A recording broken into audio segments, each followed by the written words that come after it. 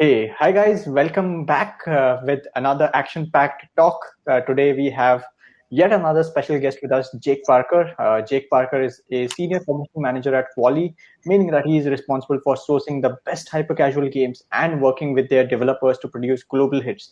As a part of Quali's fast-growing publishing team, Jake has played a major role in the launching of hits, including Sharpshooter Blitz, Rocket Sky, and Clean 'em Up 3D, with many more in the pipeline.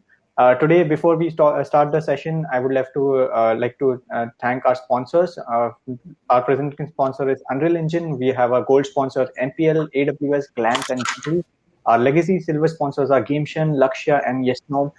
Bronze sponsors are Quali and Gameon Studios. Hyper Casual track sponsor is Sunday. IP Connect sponsor is Succeed Innovation Fund. Additionally, guys, I'll be passing on a feedback form for today's session. You can give your feedback and it can be found in the handout section. So with that in mind, I present the stage to Jake. Jake, over to you. The stage is all yours.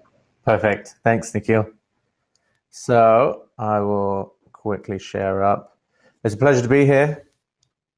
Super exciting to be talking to you guys about how to make a great game in 2 days. So this presentation was originally something that we made for a game jam. It came from a bunch of conversations that I'd had with our head of development about really like the kind of tips and tricks, life hacks, any way of kind of speeding up game production. So hyper casual, as you may or may not know, is typically about trying a lot of ideas and innovating every time and trying something new, learning from failures and building something that is super fun to play. But the nature of the beast is that you kind of have to test as much as possible, try different ideas. And there are definitely ways that you can kind of optimize how you're working to produce more ideas faster. And kind of essentially the goal is to produce that hit faster. So who are Quali? We're the UK's biggest hyper casual games publisher. Over 700 million downloads. Our headquarters is in Leamington Spa with offices in Bangalore and Beijing. And a lot of our senior team have recently been visiting the office in Beijing, which is in Bangalore even, which is very exciting. We have remote team members worldwide and over 170 team members that are working either in the Bangalore offices or remote or in Leamington Spa. So as a publisher, what we're looking for really is innovation in gameplay, innovation in presentation, and attention-grabbing moments. This is really because that's what audiences are looking for. So with hyper-casual games, you typically only have a very short window, like 15 seconds to 30 seconds of an ad to capture your audience's attention. So you want your gameplay to be innovative but accessible. You don't necessarily want to create something that is difficult to understand, and even if it feels incredible, is very complex to learn and to play. You want something that is simple and accessible, but innovative and lets you feel like you're controlling something dynamic. And that's always supported by like an innovative presentation. So presenting something in a new way that hasn't really been seen before helps you to stand out from the crowd and pack a prototype full of attention-grabbing moments. So really, when you're working on a hyper casual game, you have to take a game jam attitude. Like this is kind of where this conversation with our head of development kind of came from and then led to. It's a bit like running a constant game jam. Like it's a hugely competitive market, and you can let that fuel your determination to build new and innovative tools, new and innovative games, and use that innovation as kind of a tool to create something new and spark your imagination and creativity. It's worth also noting that like in hyper casual, ideas can come from anywhere. Like you should present thoughts and like work on games that you believe are the best, but also take into account the market and how games perform in the market, how how games are performing in the market. Avoid stuff that's currently at the top of the charts because chances are you've missed the boat, but understand what's helped them to get to that point. And one of the pieces of advice I'll give to developers quite a lot is to play the heck out of hyper casual games, because that's how you start to build this better understanding of what is it about these games that feels great. And really, you want to take a kind of game jam attitude to work through, like, all right, these are the things that I need to crack through to build a great prototype that tests really well. You might think it's not possible to make a hit in 48 hours, but it definitely is. Like, we've seen it firsthand with games like Jetpack Jump, Tens, and Go Fish, where the prototypes for these were made in 48 hours, tested. They showed a lot of promise, good marketability, and then we built a bit more content on top and developed it into the full game that you see on the stores now. So it is possible to create something that shows this great level of potential within 48 hours.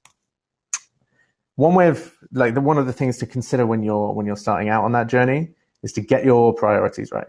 So focus on interactivity in your game and like trying to innovate with that. So how do you make the gameplay feel as dynamic as possible? How do you make it feel like the player's input is interacting with the game world to an extent and not just I'm tapping on a screen and something is happening? Make your gameplay as kind of satisfying and tactile as possible. Try and end your first day of development with the whole game in a playable state. Even if some stuff is still placeholder, you want to, as quickly as possible, get something in your hands where you can get a feel for how this game plays, how fun it is to play, and you can start to refine that and tweak values that then mean it starts to feel smoother, it starts to feel more fluid, it starts to feel more satisfying to play. Cut the right corners. This is another key part of kind of being able to speed up that production. So really in the early stages, you want to focus on code that's working as opposed to code that's clean. And focus, in addition to kind of getting stuff working and getting the feel right, like focus on just that functionality and that kind of satisfaction. VFX and polish, like that can wait for later when you know that the gameplay feels just right. Definitely make it feel good. So ask yourself, like, does your game have a tightly packed core gameplay loop? Is the design of the game simple, intuitive, and easy to fall into? So, like, is it easy for you to kind of play through that game and it's so fun, it's so satisfying that you then want to jump back in and have another session? You want to play again and again and again because it's just so fun and satisfying to play with that tool that you've created. Definitely, like, one thing I would recommend to everybody: get feedback on your ideas, feedback on your games, talk to a publisher, talk to friends and family. Like, one thing I recommend is get in touch, like, show friends and family the video for your game. If you're preparing like an ad video, show friends and family that ad video, because ultimately hyper-casual is about understanding this concept within a few seconds and that helping to show that it's kind of a marketable and widely accessible concept. So show that video to friends, family, people that don't typically like say they're gamers. See if they understand what's happening and what the gameplay is. See if they can make sense of it. If they can, then typically you can see that, like, oh, okay, this is accessible. It's really easy to understand what this concept is showing and what the gameplay is there. If it's your first time, we're back to recommending to play the heck out of hyper-casual games released in the last 3 years. Play as many hyper-casual games as you can. Play games that charted really well and are charting. Identify, like, which games resonate with you, dissect what makes them fun, and, like, understand while you're playing. Like, one thing that I do is to keep a notepad handy while I'm kind of playing games, so I can note down, like, okay, there were these little moments that made me smile or made me feel good or like made me feel satisfied. You can kind of note those down and understand that, all right, that's what that's the moment that made me feel good. What did the game do to kind of build up to that? As you start to understand this stuff, you can then start to feed it into your own prototypes, your own games, and start showcasing that in your ad test videos for hyper-casual prototypes.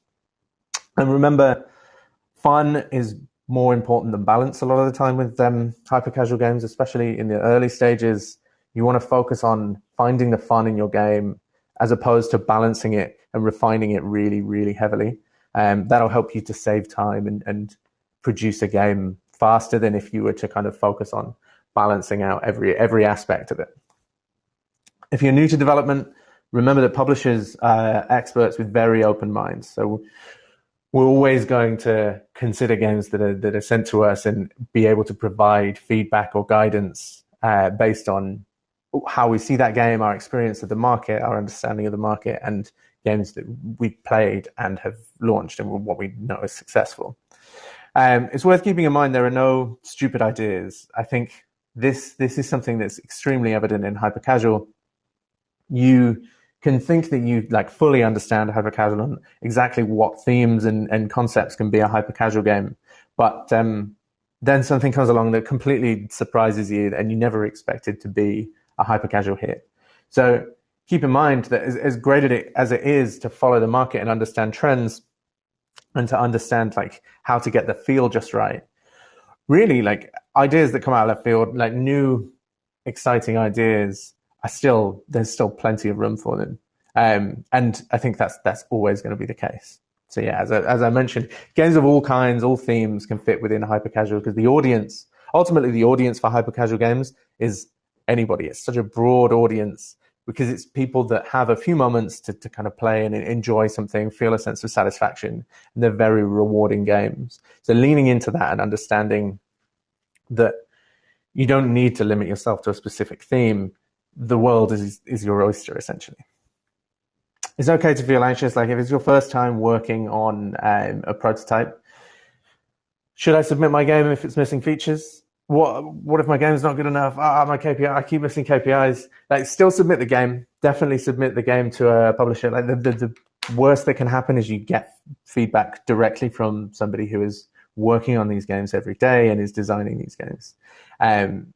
If it's missing features, publishers typically understand that we're not going to see stuff that's 100% complete straight away, but they'll be able to guide you on what's the best avenue to take from here.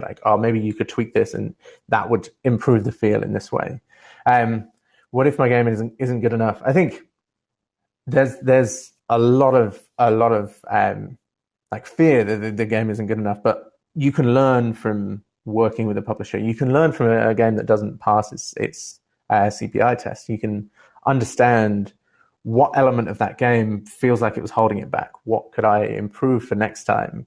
And I think start to see it as this journey of learning and developing and improving with every single game. We love working in partnership with developers to coach and build a stronger understanding of this engaging and essentially fun hyper-casual games that then improve in terms of CPI, in terms of getting that dynamic feel just right. And that kind of covers the my games keep missing KPIs. Work with a publisher, work with somebody to improve and monitor performance, iterate on games where it's appropriate, but understand how you're improving with each game. Should you submit your game for missing features?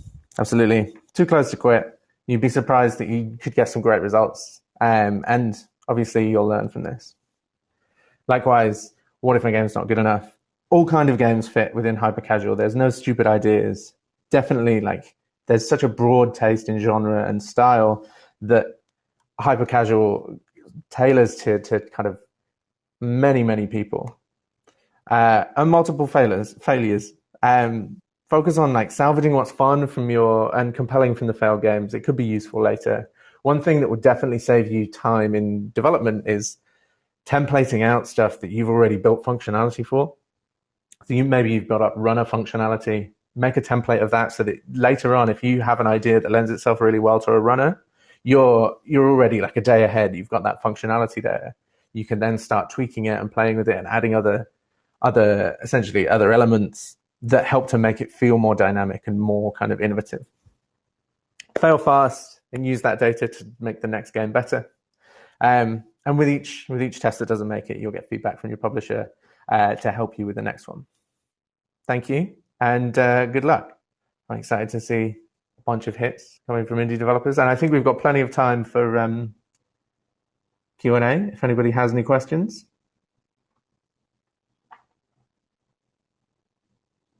Doesn't look like we do. That was great. Thank you so much, Jake. That was very quick, very crisp, and very informative. I have a few questions that have come, via WhatsApp, and also a few questions that have been posted here. Yeah. Let me ask you a few of them. One of the questions that has come is, some of them could be very generic, and you have also answered them. What makes a game intrinsically interesting? From your perspective or from a quality perspective. Oh man. Okay. So from a hyper casual perspective, I think the thing that makes a game like intrinsically interesting is the sense of like satisfaction and fun that it gives you. And I think like you can kind of see that from a video of the game. You don't necessarily need to understand how it plays exactly. But watching a video of a game where within a few seconds, okay, I understand what I'm doing here. I understand what the input is. I understand like this is the objective of the game. This is how it plays, and this is like the goal that I'm trying to hit. Being able to understand that stuff within a few seconds is essential to making your game kind of interesting and it like intrinsically interesting to get people's appeal, get people's eyes on it, and then kind of moving through to installing it, which is the first step in the funnel of hyper casual, right? Um, Again, sort of continuation to that, and I'm mixing up two questions. I mean, how to constantly come up with great game ideas. I mean, it's very vague, but let's say from a novice game designer's perspective to a very experienced game designer perspective, do you think how different would that be? So I have another presentation that I've done Oh, okay, with a few slides that are really useful for kind of coming up with game ideas. So if I quickly share my screen. perfect.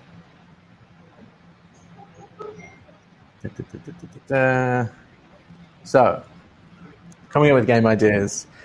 One thing you could do is, in fact, let me go back right to the start. So social media is a great source of ideas. Mixing up ideas is quite viable.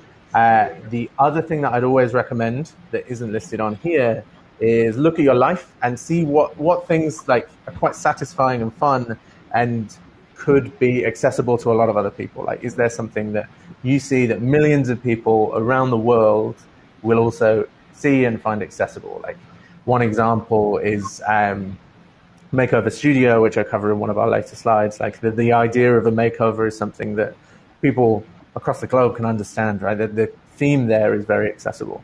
In terms of ideation, like social media and viral trends can definitely become hits. But you need to be really quick. So a lot of people will start like building out prototypes based on social media trends. And the way to kind of spot these is just to spend time on social media to understand like what content is trending and becoming huge and becoming viral, and then trying to prototype as quickly as possible when you see that trend. Typically hits from this are few and far between, but some of them can be huge. Some of them kind of have a spike for a few days and then it kind of tails off. Okay. Another thing, sorry, I've really gone into it with this one, but another thing you can do is kind of mix up different ideas. So far from like creating the same thing that already exists again, you want to make sure that you're creating something new by taking an accessible visual or theme and applying a new mechanic to it. So with Makeover Studio, for example, we looked at like this idea of glow ups and makeovers, and then this free painting with infinity control. That's kind of boiling it down to the simplest version of it. But it essentially takes something that we didn't see in many other games. There were other makeover games where you were mixing up the makeup, but not applying it. So taking something and taking an accessible visual or theme, finding a new mechanic that hasn't been used for that before, and combining those is a good way to come up with ideas. One thing I'd always recommend in this stage of the process is do a lot of research, like figure out some keywords for the game that you're thinking of making, just search the store for them. So like makeovers or glow up game, and understand like what's already out there that could be exactly what you had in mind. So then you can take a different angle or move on to the next idea that you have. And on the flip side of this, taking a familiar mechanic and applying a new visual with a bit of a twist. So Shot Factor is an example from Voodoo, where they took a first-person shooter game, added this idea of multiplication gates, and then on top of that added this idea of like construction and giving you the satisfaction of building your own weapon and choosing how to play. So you you can see that there's a familiar mechanic there of like, all right, it's a shooter. The visual is different, and there's a twist. There's a new kind of gameplay element that's seamlessly kind of integrated into it. So those are my recommendations for coming up with ideas. Hopefully useful. Perfect. So, I mean, to the earlier slide, I also had one more question. I mean, yeah, marketing is definitely very, very important, right? But would you think there is one form of marketing that is usually overlooked and can actually be extremely powerful for a game to utilize, which you think is very underutilized as of right now? I think like one thing that's really exciting about the space is everyone's like trying to market games in different ways and typically using performance marketing to push things forward. I don't think there's anything that's underutilized, but I think there's always stuff that's popping up that's kind of a new platform to explore, and publishers typically have the kind of backing to explore that and understand what's best and what's most effective for developers.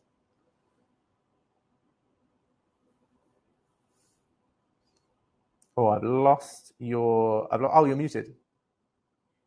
I was worried that it was my my laptop. Yeah, sorry about that. Yeah.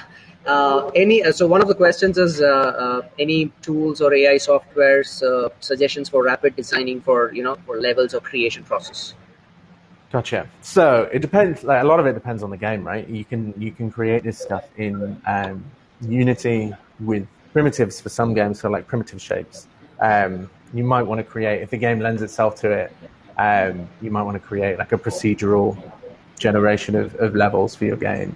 I can pass this question on though to someone who's going to have a better answer to it, because I'm not going to be the best person to make that recommendation. But there's going to be stuff out there that definitely helps and definitely like will speed up that process. And I think part of that is templating stuff you've made before, making use of stuff that you've already made.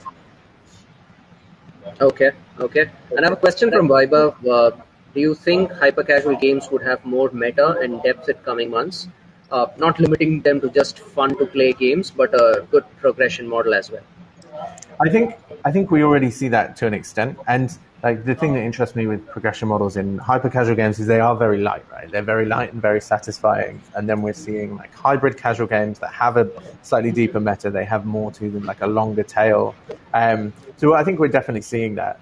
And I think the underlying thing, the thing that's consistent across all of these games is they have to be really fun to play. They have to be satisfying. Otherwise, people aren't necessarily interested enough to install them. Okay. And one question also that came up is, I mean, the difference between a game being personal to a game being a game first, right? I mean, how do you sort of gauge your audience, or are there no more, dark lines or, clear lines of demography or an audience? Do you think a game can completely be made? I mean, there are millions of examples, but how do you walk through this whole process? Gotcha. So, hang on a second. So I think in terms of going through that process of like understanding the audience for the game, you want to think about how to make the game as accessible to as many people as possible. Like you can question your idea about as to whether like is this something that's like specific to me, or is it specific to like experiences that I've had, or is it something that a lot of people experience? And there's like sometimes it can be as simple as like, all right, maybe I can Google whether like this is something that other people have experienced. And I think the other thing is how to like thinking about how to take that and design a satisfying game around it. So like nailing down what is it about that thing that you think could be a great game that is satisfying and could be really fun, and how do you present that in a game that then is like accessible and people know how to play quickly. Okay. Another question is, any tool that you would suggest for quick prototyping? Unity. Okay. So I kind of always recommend Unity to kind of pull stuff together quickly and then have a play around with it. There are also there are a lot of tools. So that you've got like Buildbox with it, which is a no code tool that allows you to export quite quickly. You've also got Unity and Bolt, which is again no code, and you're able to kind of build out something and get a proof of concept and have a play with it. I definitely recommend Unity for quick prototyping. Okay. And now that you're expanding and growing, is there a specific market that you're really bullish about in terms of this is where we see say in the next few months or the next few years we see there's going to be a ginormous growth for every entity and every even for a publishing entity for that matter. So which country or which demographic do you think is the most attractive right now? So we are setting up and rapidly growing in India, and I think like there's a huge amount of potential in India. There's a lot of developers that we are working with and want to work with, that have been creating great games and that we've been working really closely in partnership with. So like there's a huge amount of potential there that I think we're just kind of seeing the start of. Right, India's a huge place, so there's a lot of potential across. Yeah, it's quite exciting. It's very exciting to see like the growth of the company in India as well. I think in terms of marketing the games, we're launching these games and marketing worldwide. So that's our kind of market. I'm going to club these two questions together. One is what's the scope for retro style pixel in art in hyper casual, and does hyper casual have any particular art style? I think for both of these, I'd recommend playing hyper casual games. Like you start to see as you're playing through a lot of them, like what kind of art style. Typically, like it's pastel colors. It's something that's accessible. It's inoffensive. It's unlikely to put anyone off. Typically, quite like bright, like dark colors aren't often used as much. And in terms of retro style or like pixel art hyper casual games, I've seen a lot of them struggle because I think they present themselves as like arcadey, and it already kind of sets you up to be looking at a more niche audience because people are looking at like, that these people are into retro games, but not necessarily everybody. That's good. Well, pretty much towards the end, but I would like to ask you a few more questions. So, is there a game company worldwide that you admire a lot, and why do you admire them so much? Oh wow! I didn't expect that question. So there's a couple. One is obviously Quali, and not just because I worked there. Like I'd admired Quali for a while before I even joined the company. I was following them for quite a while and understanding what they're doing, and like obviously being a fan of the games industry and working in the games industry, I'd known about David Darling for years, and like I knew that it was quite an exciting time to get involved. Like he's started a new company. The guy that made Codemasters has started a new company, and this is way back in 2011. And like I want to be involved in that. I knew that I wanted to be involved in that, and I think like there's this exciting kind of passion and drive to grow the company and make great games, and it's super exciting for me. The other one, not related to hyper casual games at all, is Respawn Entertainment. So they make games like Apex Legends. They made Titanfall. Like I played a lot of shooters growing up, and like I think the feeling of pace and speed that they get into their games is fantastic. So hopefully that's helpful. Yes, and are you a console gamer or a mobile gamer? Both. So I'm a console gamer, but definitely a mobile gamer. Like I am playing games every single day on my phone as part of my job, and because like the hyper casual games are really fun and satisfying to play. There are games that I've tested a while back and didn't necessarily perform well that I still kind of go back to. I'm playing the charts. I'm playing new release games. I'm playing our prototypes. Typically my mobile games are a lot of hyper casual games and a few kind of casual games. And then console games, like just playing through bigger titles. Like I think we all kind of love a blockbuster AAA kind of game, right? Right. Okay. And what's life for Jake outside of gaming? I mean, is it game all the time? Do you even unwind playing a game, or is there something other than that? So me and my partner Kate, we both play a lot of games. We play console games together. We'll try and find a lot of like couch co-op games. They're like one of my favorite things. And for ages there weren't enough of them. But now I think we're seeing a bit of a resurgence. I like to cook outside of work, but really, like, I love games. Perfect. Well, if you can also cook through a game, why not, right? So Yes, and they exist. There are hyper casual cooking games out there. We've got Bake It. That's a hyper casual baking game. they're doing really, really well. And I know a couple of friends who even got into cooking just because they love the format of cooking through a game, and they've tried experimenting that. I mean, as we see that a lot of these games and anime that have these cooking in it, and they have now become games, Yeah. right? So perfect. So anyway, Jake, thank you so much for doing this, and to the audience, thank you for sharing the questions. We would have this video edited, and we would share this on our IGDC YouTube channel. And Jake, if there is a social media link that you would want the audience to follow you on, or where they can talk to you or ask questions, please go for it. Yeah, of course. So you can follow us at Quali on Twitter. If you want to get in touch, hit us up at publishing@quali.com, and head over to the Quali website as well. You can sign up to our developer portal. We've got a bunch of coaching content on there, and we'll run marketing tests for games that we kind of validate with our publishing team. We'll review it first.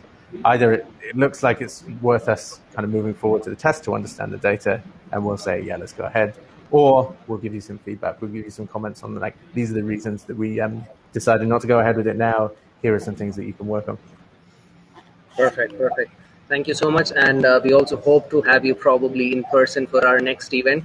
Because fingers crossed, I think COVID is I think the worst of it is over, hopefully. So Yes. we can have more of a physical conference, and we can enjoy the meta while looking at each other in person also. So anyway, thank you so much for this, and audience, we will continue the sessions. You can keep watching these sessions.